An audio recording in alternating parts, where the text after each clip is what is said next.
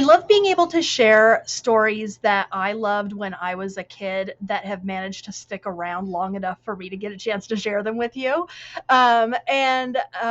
Actually, just earlier this year, I bought a copy of this book for Mrs. Hoven to share with her kids because I thought that she would really like it because, she really likes dragons. I'm sitting here at her desk because she has the best webcam. She's got like a little dragon reading a book. And of course, she's got ketchup. And yeah, Mrs. Hoven really likes dragons. And I knew that she would like the story, but I thought that her kids would too. And, she's got two little girls, but then she also has a sixth grade boy.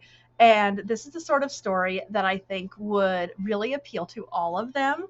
And so I was absolutely like, you should have seen me when I walked in to this last year, our Battle of the Books tournament, when they announced what next year's books were going to be. And I saw Dealing with Dragons on the table because this book is so good. Like I literally, that's what I did. I went, when I saw that because this book is so good and I love it so much. And I'm so excited that more people are going to read this book. So this is a fairy tale that's been kind of turned on its head. Kind of like, and when I say that, a fairy tale that's been turned on its head, think like Shrek. It takes fairy tales, but then it completely twists them and makes them funny or makes us look at them in a different way. Well, this one does that. It kind of deals with the story of like the damsel in distress who's been kidnapped by dragons and the prince has to come and save her and then he gets to marry her and the evil dragon gets slayed and all of that stuff, right? Okay.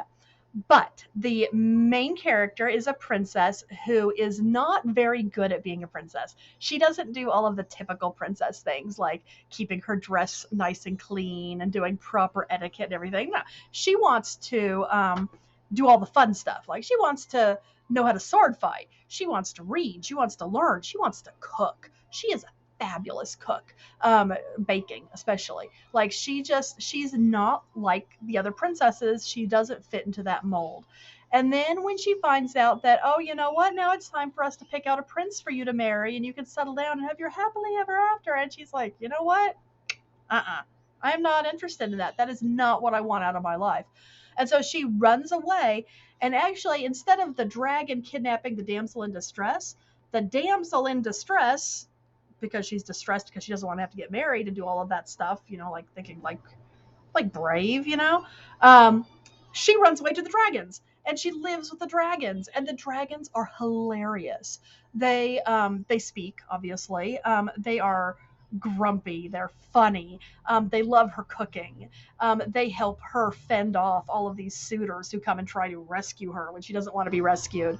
And it's just I love this book.